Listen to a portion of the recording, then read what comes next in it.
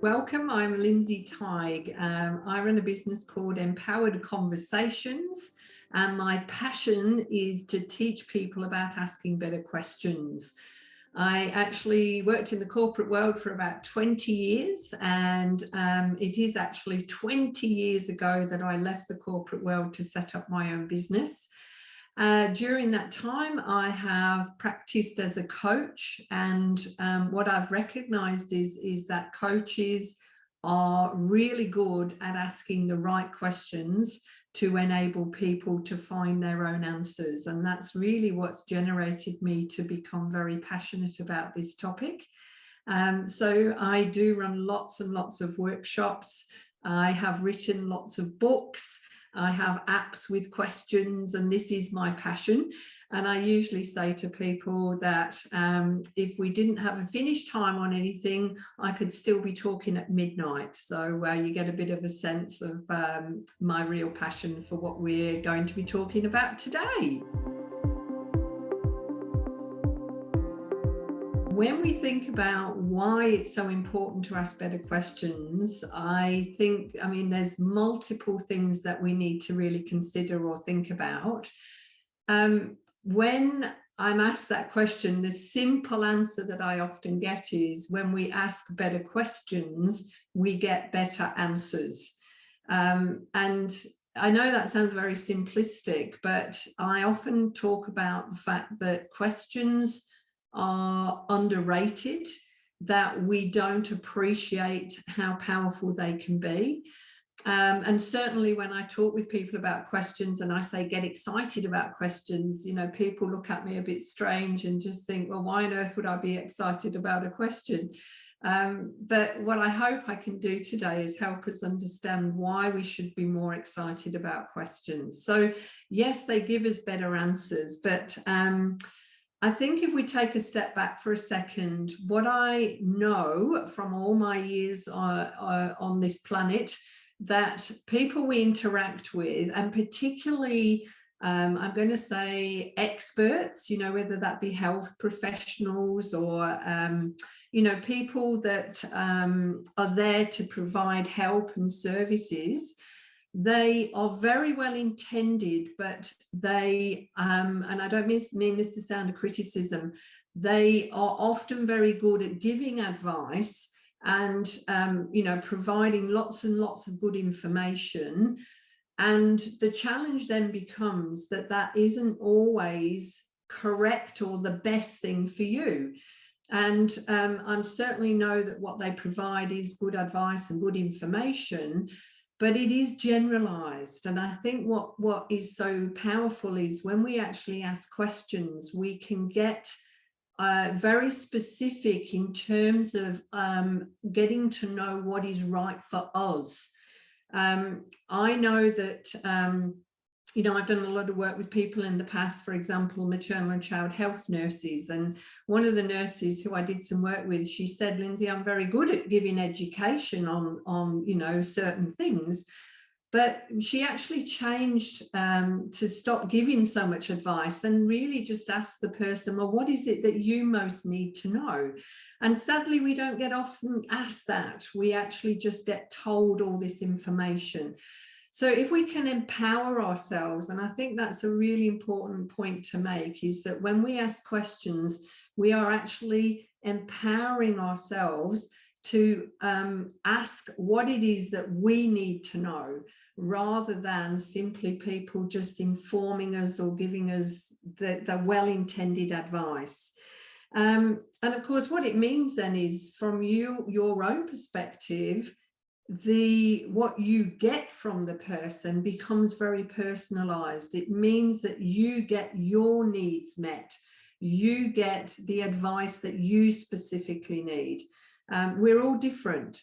So it's very important that we get that. And of course, once we get that information or that advice, I think that then, because we're empowered, we actually feel a lot more respected, you know, that yes, I've been heard, yes, I've been understood, yes, I've got the information that I need.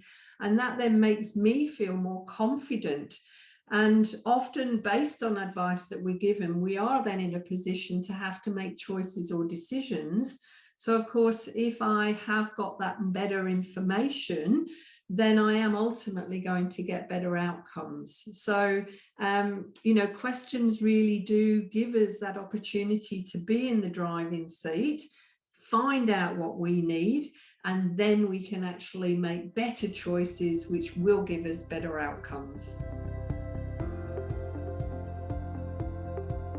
Yeah, it's really important that we do think about certain things when we are going to ask questions. I will often say there are questions and there are questions. And I think one of my favorite little sort of quotes is, the way we ask the question is more important than the question itself. Most importantly, it is about being conscious that sometimes people misinterpret our questions.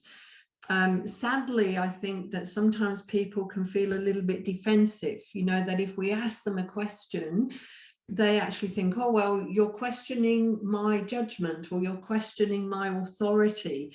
And clearly that isn't our intention. We are genuinely there to be able to find out the right information. So being conscious of the tone that we're using, this is about being assertive. This is about asking questions in a really nice, calm, considered tone. Being mindful of our body language, because those sort of things can make people feel a little bit or put people off. But what I do suggest is that before we do launch into asking lots of questions, sometimes it's good to preface that by maybe saying, I'd really like to take some time to get all the information that is important to me. So I have actually prepared some questions. And I think what that actually does, it reassures the person that we're not asking questions because we're trying to challenge them. We are genuinely there to get information that is important to us. A very important thing, I think, before we go into any conversations where we know that there's certain information we need, that we do take some time to prepare. I have actually got a little handout I'm going to reference shortly, where I am going to provide you with a few good questions. But certainly I don't pretend that they'll be perfect for everybody. So I think it's good just to take a bit of time and think about, well, what is it that I really need to know? What are some good questions I need to ask? Think about the specifics of what you're actually wanting. And I'm going to suggest this as well, that as you're having these conversations, don't apologize. I think I've talked about being assertive. It's important that we recognize that we have the right to get this information. So, don't apologize for taking time or, asking more questions. We have the right to be there to get the information that we need. And I think it's important as well that sometimes we can be I've certainly had this experience where we feel a little bit fobbed off, that we've, the question we've asked is sort of been answered, but it's not really been answered. So it's important, again, that we're clear that this is what I need. And until we've got the information, that we do, I often talk about being a bit of a broken record, to say, well, thank you for that. And I still need to know. So that we're sitting in a really nice assertive space, that I haven't got what I need yet, and I'm still going to ask questions. So so I think there's a few things to be mindful of there, and important that we do give them some thought before we go and start asking those questions.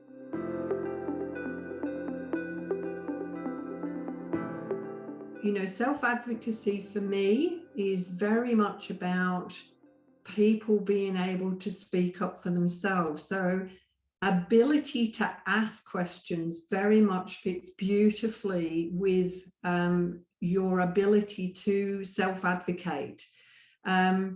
We need to be able to know and find out what information we need. We need to get our needs met. And I think, self-advocacy very much is about asking for what we need. So Questions fit beautifully with self-advocacy, because it is very much about being able to speak, as I said, speak up for ourselves. And, you know, we all have, as we've talked about, the right and the, you know, to be able to be assertive, to get our needs met. So the questions really help you to find your voice. You know yourself best. You know, nobody else knows you like you know you. So by having questions, it ensures that you're giving yourself that voice, your needs are met, you get to ask what you want, and you really are, I think, empowering yourself. You know, I love to use that word empower, because it basically says I'm in control, I'm in the driving seat, and questions are enabling you to put yourself into that space. So definitely are a great way for self-advocacy. So just thinking about what might be some things to avoid when asking questions, I think it is about being, we've talked about sort of tonality and those sorts of things, but being very conscious of the wording that we're using in the questions. And I know sometimes this can be a little bit tricky, but again, if we do some preparation, we can really think about what might be some good things that we can do to use good language. Obviously, as a good starting point, it's good to familiarize ourselves with the difference between open and closed questions. Closed questions will mean that you will get a yes or no answer. So if we can think about using open questions, and I generally find that questions starting with tell me, or please tell me, or what, or how, they are usually what I call quite expansive questions. So it means that you will get more information. If you ask a lot of closed questions, then it means you might have to ask 10 questions, whereas if you ask a good open question, you'll probably get all the information that you need. So being mindful of some good open questions. Sometimes, though, closed questions can be good for clarification. So, you know, a question like, so can I just check you said blah, blah, blah, and people will say yes or no, but that helps you to get clear. So I think those are some things sometimes can be useful. I would just give you a little caution on what I call the why question. And, you know, if I asked the question or said to you, so why did you do that? Often a why question can make people feel a little bit defensive.